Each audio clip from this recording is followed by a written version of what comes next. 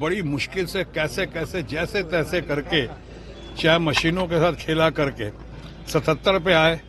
तो अब 400 पार कर रहे हैं, तो 77 को 2 से भाग कर दो, गुणा कर दो, तो 77 को करोगे कितना आएगा? बहुत होगा मुश्किल से। उन्हीं के हिसाब से 150, 250, 200 हमें तो याद पड़ रहा है इस बार।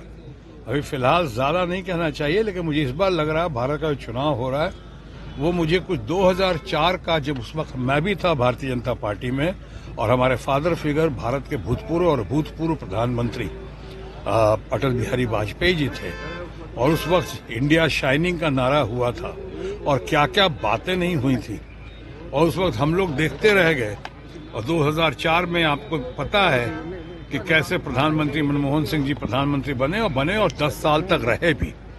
तो इस बार हमको लग रहा है कि कहीं ऐसा ही ना हो जाए, 2004 इस बार रिपीट ना हो जाए। सर, नीतीश जी का भविष्य कैसे देखते हैं? खामोश।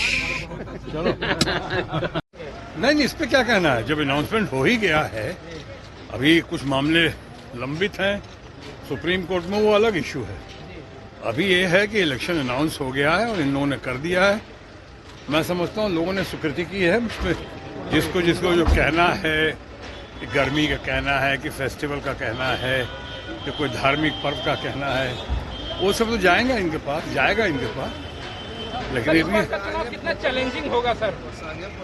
चैलेंजिंग भी हो सकता है, बहुत ज्यादा। भाजपा दावा कर रही है 400 के पार। वो तो हर बार दावा करती है। उन लोगों को याद होगा दिल्ली में कहा, दावा किया था इन लोगों ने 2/3 लेकर आएंगे।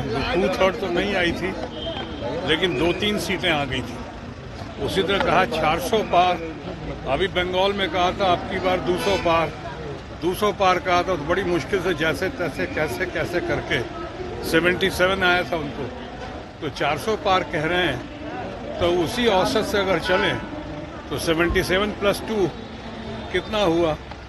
150, 250 सीटें आना चाहिए, जैसा वो कहते हैं। बहरहाल मैं समझ सकता हूँ ऐसा लोग क्यों कहते हैं। अपने काडर को, अपने कार्यकर्ताओं को की हौसला अफजाई करते हैं, बोलते हैं, ज़्यादा जानकर बोलते हैं ताकि लोगों में जोश बना रहे।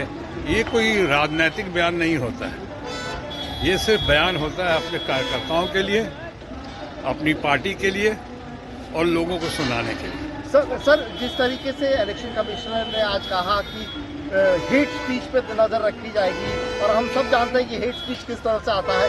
मनी पावर की बात की, इलेक्टोरल बॉन्ड सभी सामने आए, क्या कहिएगा उस पर? अभी कहना नहीं, अब देखना है। ये कहने वाले तो बहुत लोग आते हैं, ऐसे करके कहाँ तक दिखाते हैं।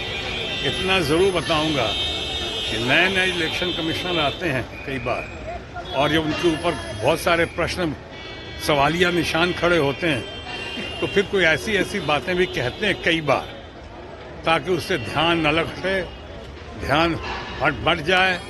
अभी आप हर इलेक्शन कमिश्नर, मेरा ख्याल है जो TN सेशन का इम्पैक्ट था, जो TN सेशन का संपूर्ण व्यक्तित्व या पर्सनालिटी इन टोटलिटी जो रही, जिसका इम्पैक्ट पूरे देश में रहा, जो रोल मॉडल बनकर उभर कर आया TN सेशन, वैसा अभी होना बाकी है। अभी तक तो कोई वैसा दिखाई नहीं पड़ रहा है। अब जो कह रहे हैं, उन्होंने ये भी कहा कि हर पोलिंग स्टेशन पे, बूथ पे पानी की व्यवस्था होगी, शौचालय की व्यवस्था होगी, औरतों के लिए अलग, पुरुषों के लिए अलग।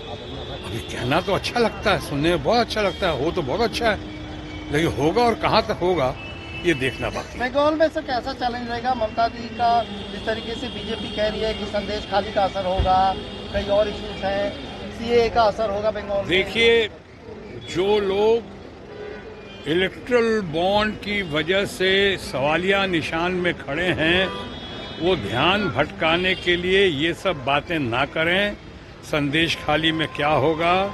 जो हुआ अगर सत्य है तो निंदनीय है, शर्मनाक है, लेकिन उसके लिए आप किसी एक आदमी को या वहाँ के मुखिया को जिम्मेदार नहीं ठहरा सकते हैं। अगर यही आपका आधार है तो हाथरस में जो हुआ था, या कठुआ में जो हुआ, या अभी कानपुर में जो घटना घटी है, 2 हमारे परिवार की बच्चियां जो हैं, जिस तरह से आत्महत्या की सामूहिक दुष्कर्म के बाद, उसके लिए आपने किसको जिम्मेदार ठहराया? अगर यही क्राइटेरिया आधार है, तो फिर क्या वहाँ के मुख्यमंत्री या देश के प्रधानमंत्री या देश के गृह मंत्री इसका जिम्मा लेंगे, जिम्मेदारी लेंगे। ये सब कहने की बातें हैं।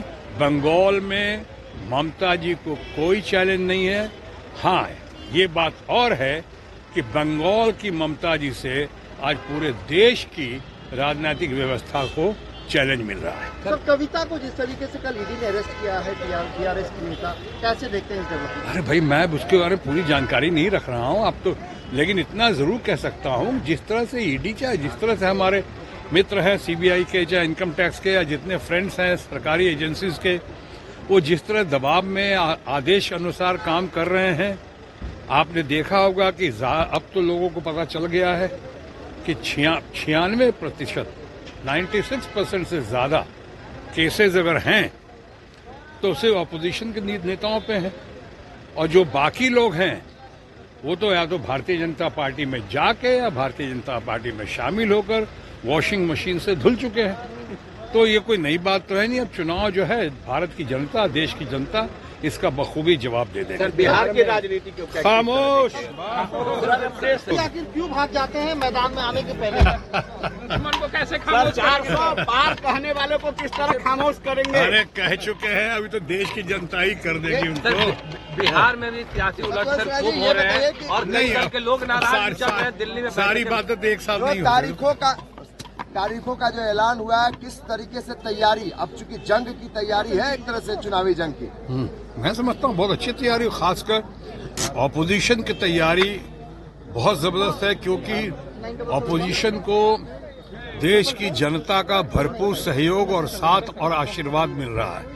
और जहां तक ममता बनर्जी का सवाल है, यकीनन ममता बनर्जी आज के दिन भी देश की सर्वशक्तिशाली, सबसे ज्यादा लोकप्रिय, सबसे ज्यादा इम्पोर्टेंट, सबसे ज्यादा प्रोमिनेंट और सबसे बढ़िया मुख्यमंत्री, lady leader of the masses ममतामयी ममता जी हैं। इसमें कोई दो राय नहीं है। आपने बड़े बड़ों को देखा है, उन लोगों को भी देखा है जो पुराने आपके साथी रहे हैं, वो कहते हैं 400 पार होगा। हाँ, होगा क्या? नहीं, मैं तो कह चुका हूँ, तो हर बार कहते थे। आपको याद है बिहार में कहा था 2/3 लेंगे, तो बिहार में तो देखते रह गए, तोते उड़ गए। दिल्ली में कहा था इन्होंने कि केजरीवाल के विरुद्ध में कहा था कि 2/3 लेंगे, तो वहां पे 2-3 सीटें मिल गई, स्कूटर पार्टी बन गए वहां पे हमारे दोस्त भारतीय जनता पार्टी के।